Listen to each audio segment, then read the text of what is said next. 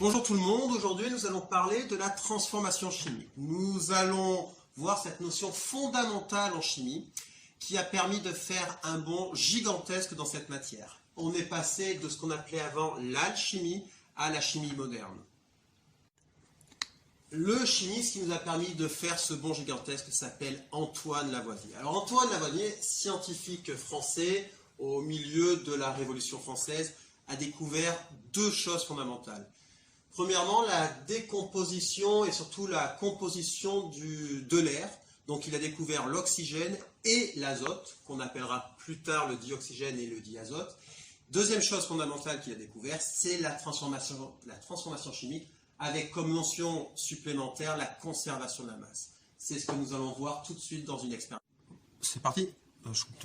Voilà comment va se présenter l'expérience. Nous allons peser cette paille de fer, la faire brûler et regarder ce qui va se passer, l'évolution ou pas de la masse. Donc trois hypothèses, la masse ne va pas évoluer, je resterai sur la même chose, la masse va baisser parce que j'ai brûlé quelque chose, ça devrait disparaître, ou la masse va augmenter, mais alors là je ne comprendrai plus rien dans la chimie. Expérience. Donc je pars sur ce petit bocal, je tare la balance pour nous simplifier. Je pèse ma paille de fer, nous obtenons 1,1 g. Maintenant, nous allons faire brûler cette paille de fer, je la retire pour faire expérience. Combustion de la paille de fer, c'est très joli. Nous repesons le tout. Et aux surprises, gros problème, nous obtenons une masse qui vient d'augmenter et non pas diminuer ni rester constante. Que s'est-il passé? Alors, essayons de comprendre cette expérience. Observation, mais l'observation elle est très très simple. La masse initiale était à 1,1 g, la masse finale est à 1,7 g. Ce qui voudrait dire que pendant cette expérience, la masse a augmenté. Lavoisier, justement, grâce à cette expérience, a prouvé que ceci est faux. Donc, essayons de comprendre ce qui s'est passé. Nous allons faire l'interprétation de cette expérience et analyser plus précisément tout ce qu'on a mis en œuvre. Alors, les réactifs, je rappelle, un réactif, c'est un corps qui va disparaître pendant la réaction ou la transformation chimique. Notre réactif aujourd'hui, c'est la paille de fer. Ce qu'il s'est produit, c'est un terme technique, c'est juste un nom, ça s'appelle de l'oxyde de fer. Vu que ça s'est produit, on appelle ça en chimie un produit. Donc, la paille de fer a réagi et s'est transformé en oxyde de fer. Le problème, c'est que je suis passé de 1,1 g à 1,7 g. Je viens de faire de la magie, je viens de créer quelque chose qui n'existait pas avant, de la matière. Impossible. Comment Lavoisier a expliqué ça? Très simplement, il a eu une idée de génie.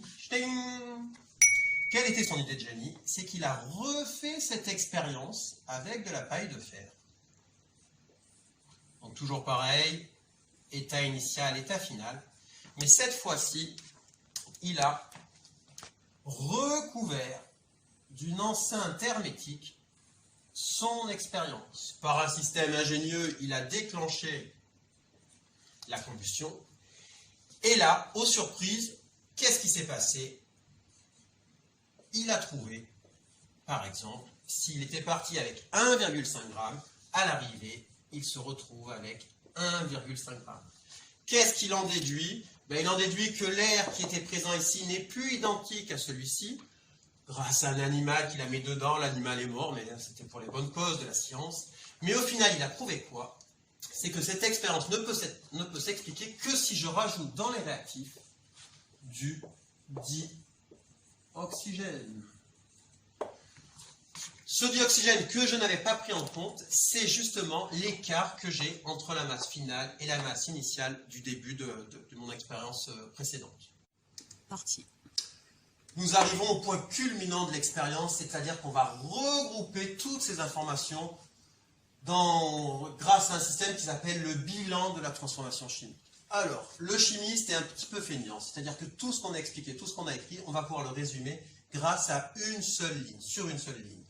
Comment je vais le faire? Je vais partir avec mes réactifs, que je vais séparer par un plus s'il y en a plusieurs. Tout ceci va réagir, va se transformer soit par une flèche, on mettra ça, soit par un égal, ça dépend le livre que vous prendrez. Et nous allons finir ici par les produits. Même chose que pour les réactifs, s'il y a plusieurs produits, ben je vais former et devoir écrire tous les produits que je vais former. Comment ça se traduit sur cette expérience? Très facilement, je regarde le réactif, paille de fer. Alors paille de fer, l'intérêt de la paille de fer, c'est que ça réagit encore mieux. Donc on va plus marquer le mot paille, mais on restera sur le fer. Et du dioxygène, le est remplacé par un plus, et je mets le dioxygène. Tout ceci se transforme. J'aime bien la flèche parce que le signe égal voudrait dire que ça peut marcher dans l'autre sens. La flèche veut dire qu'il n'y a qu'un sens possible pour la transformation chimique. Voilà, les deux sont un peu admis, mais préférable d'utiliser la flèche. Et quels sont les produits de mon expérience? Uniquement l'oxyde de fer.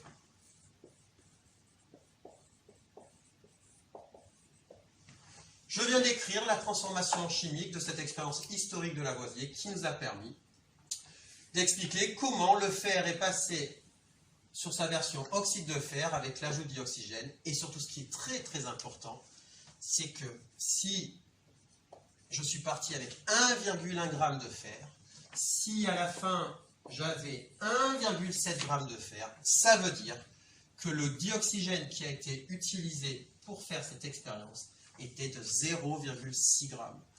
Tout ceci a permis à Lavoisier d'arriver sur cette notion très importante en chimie qui est la conservation de la masse. Il a cité une phrase qui est restée très célèbre pour les chimistes: rien ne se perd, rien ne se crée, tout se transforme. C'est-à-dire que ma masse initiale doit être égale absolument à la masse finale. Je répète bien, il n'a pas inventé, il a juste retrouvé ce qui se passait dans la nature.